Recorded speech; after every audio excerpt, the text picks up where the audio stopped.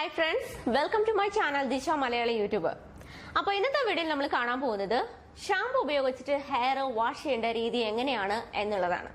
അപ്പോൾ അതിൽ chemical shampoo ആണ് കേട്ടോ, ഹോം മെയ്ഡ് ഷാംപൂ അല്ല, കെമിക്കൽ ഷാംപൂ. ഇപ്പം നമ്മൾ പെട്ടെന്ന് പുറത്ത് പോകണമെങ്കിലോ അല്ലെങ്കിൽ ഓഫീസിലൊക്കെ പോകുന്നവർക്കോ നമ്മളായാലും വീക്കിലി ഒരു തവണ ഷാംപൂ യൂസ് ചെയ്യാറുണ്ട്, കെമിക്കൽ ഷാംപൂ യൂസ് ചെയ്യുന്നുണ്ട്. അപ്പോൾ അത് ഏത് രീതിയിലാണ് നമ്മളത് യൂസ് ചെയ്യേണ്ടത്, ഏത് രീതിയിലാണ് വാഷ് ചെയ്യേണ്ടത്, വാഷ് ചെയ്ത് കഴിയുമ്പോൾ ഇപ്പോൾ കെമിക്കൽ ഷാംപൂ ഉപയോഗിച്ചിട്ട് ഹെയർ വാഷ് ചെയ്യുമ്പോൾ എങ്ങനെയൊക്കെ ചെയ്താലും ഹെയർ ഒക്കെ കുറച്ച് ഡ്രൈ ആവും. അപ്പോൾ ആ ഒരു ഡ്രൈനെസ് എങ്ങനെ നമുക്ക് മാറ്റിയെടുക്കാം. പിന്നെ ഒരുപാട് പേര് പറയുന്ന പ്രശ്നമാണ് ഷാംപൂ യൂസ് ചെയ്ത് കഴിയുമ്പോഴത്തേക്കും ഹെയർ ഇങ്ങനെ ഒരുപാട് പറന്നു കിടക്കുന്നു എന്നുള്ളത്. അപ്പൊ അതൊക്കെ എങ്ങനെ മാറ്റിയെടുക്കാം. ആൻഡ് ഈ കെമിക്കൽ ഷാംപൂ ആയതുകൊണ്ട് തന്നെ ഇത് ഉപയോഗിച്ച് കഴിഞ്ഞിട്ട് നമ്മുടെ ഹെയറിനെ അത് എഫക്ട് ചെയ്യാത്ത രീതിയിൽ നമ്മുടെ ഹെയറിനെ എങ്ങനെ സംരക്ഷിക്കാം എന്നുള്ളതൊക്കെയാണ് ഇന്നത്തെ വീഡിയോയിൽ നമ്മൾ ഡിസ്കസ് ചെയ്യാൻ പോകുന്നത്. അപ്പൊ വീഡിയോയിലേക്ക് പോകുന്നതിന് മുന്നേ നിങ്ങൾ ആരെങ്കിലും എന്റെ ചാനൽ ആദ്യമായിട്ട് കാണുന്ന ആൾക്കാരുണ്ടെങ്കിൽ സബ്സ്ക്രൈബ് ചെയ്യാൻ മറക്കരുത്. സബ്സ്ക്രൈബ് ചെയ്ത് കഴിയുമ്പോൾ തൊട്ടടുത്ത് കാണുന്ന കൊച്ചു ബെലൈക്കൻ ക്ലിക്ക് ചെയ്യാനും മറക്കരുത്. അപ്പൊ നേരെ നമുക്ക് നമ്മുടെ വീഡിയോയിലേക്ക് പോകാം. ആദ്യം ഒരു പാത്രം എടുക്കുക, അല്ലെങ്കിൽ നിങ്ങൾ കുളിക്കാൻ യൂസ് ചെയ്യുന്ന കപ്പ് എടുക്കുക. ഇതിലേക്ക് നിങ്ങൾ ഏത് ഷാമ്പൂ ആണോ യൂസ് ചെയ്യുന്നത് അത് 1 ടേബിൾ സ്പൂൺ ഇതിനകത്തേക്ക് ചേർത്ത് കൊടുക്കുക. ഞാനിവിടെ ഹിമാലയയുടെ ഷാമ്പൂ ആണ് എടുത്തിരിക്കുന്നത്.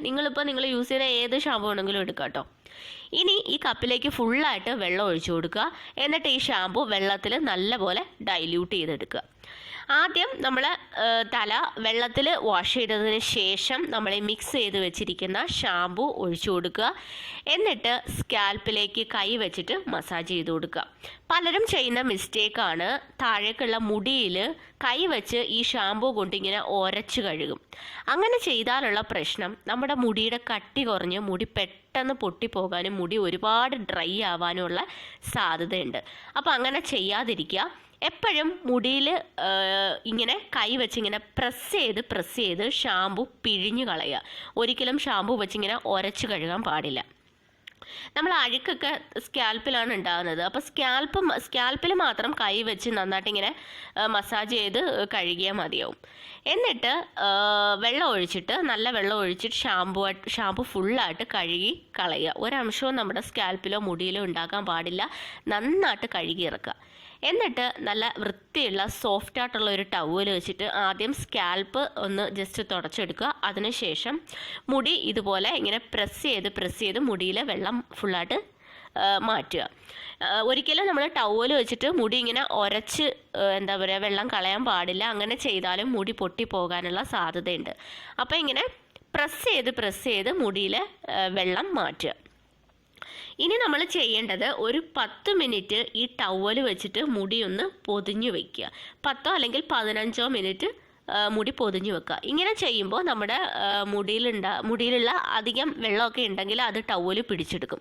എന്നിട്ട് മുടി നന്നായിട്ടൊന്ന് ജസ്റ്റ് ഒന്ന് ഉണങ്ങിക്കിട്ടും. 10 മിനിറ്റിന് ശേഷം നമ്മൾ ടവൽ മാറ്റുക. എന്നിട്ട് കൈ വെച്ചിട്ട് മുടിയിലെ ചിടക്ക് മാറ്റുക. ഒരിക്കലും ഹെയർ കോംബ് ഉപയോഗിച്ചിട്ട് ചിടക്ക് മാറ്റരുത്. കൈവിരലുകൾ ഉപയോഗിച്ച് മുടിയിലെ ചിടക്ക് മാറ്റുക. ഇനി മുടി നന്നായിട്ടൊന്ന് ജസ്റ്റ് ഒന്ന് ഉണങ്ങിയതിന് എന്ന് വെച്ചാൽ ഫുൾ ഉണങ്ങണ്ട, പകുതി ഉണങ്ങിയതിന് ശേഷം നമ്മുടെ DIY ഹെയർ സ്പ്രേ അപ്ലൈ ചെയ്ത് കൊടുക്കുക. ഇനി മുടി നല്ലപോലെ ഉണങ്ങിയതിന് ശേഷം അകലമുള്ള ടീത്തുള്ള ഹെയർ കോംബ് വെച്ചിട്ട് മുടി ചീകി വൃത്തിയാക്കി എടുക്കുക. ഓക്കെ, ഇനി മുടി നമ്മൾ സാധാരണ പോലെ കെട്ടിവെച്ച് സൂക്ഷിക്കുക. അപ്പോൾ ഇതാണ് ഷാമ്പു യൂസ് ചെയ്യേണ്ട രീതി.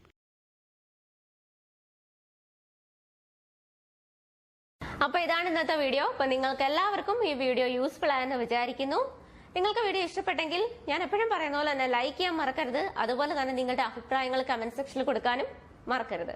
അതുപോലെ തന്നെ നിങ്ങളുടെ ഫ്രണ്ട്സിനും ഫാമിലിക്കും ഒക്കെ ഒന്ന് ഷെയർ ചെയ്ത് കൊടുക്കാൻ പറ്റുമെങ്കിൽ അതുകൂടെ ഒന്ന് ചെയ്യുക. അപ്പോൾ അടുത്ത നല്ലൊരു വീഡിയോയിൽ കാണുന്നതുവരെ എല്ലാവർക്കും ബൈ.